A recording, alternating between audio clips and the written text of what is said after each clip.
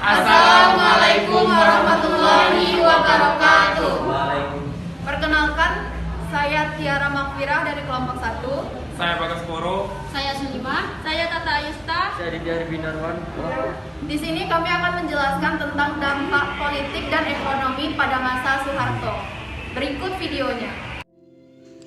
Masa Orde Baru adalah masa pemerintahan yang berlangsung di bawah kepemimpinan Presiden Soeharto yang menggantikan kepemimpinan Presiden Soekarno.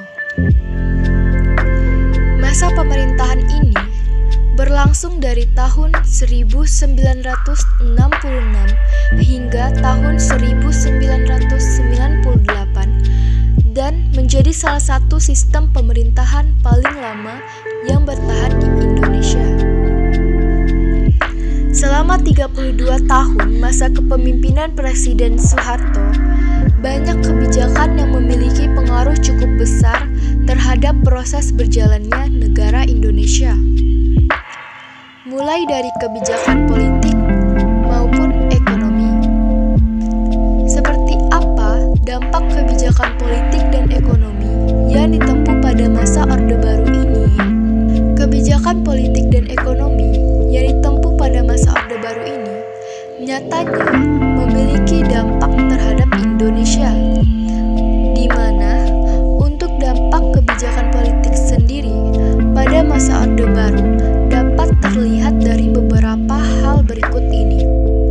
Pemerintah sentralistik yang berarti seluruh pengambilan keputusan hanya dapat dilakukan oleh pemerintah pusat.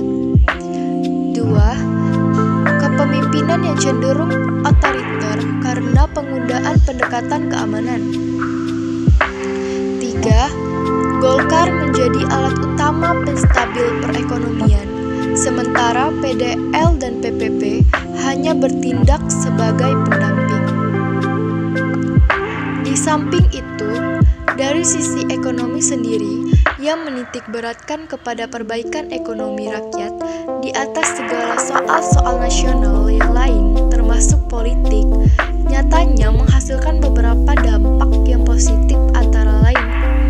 Pertama, Indonesia dapat mencapai swasembada pangan pada 14 November 1985. 2. Indonesia berubah dari negara pengimpor beras menjadi negara pengekspor beras. 3. Adanya penurunan drastis dari angka kematian dan angka kemiskinan. 4.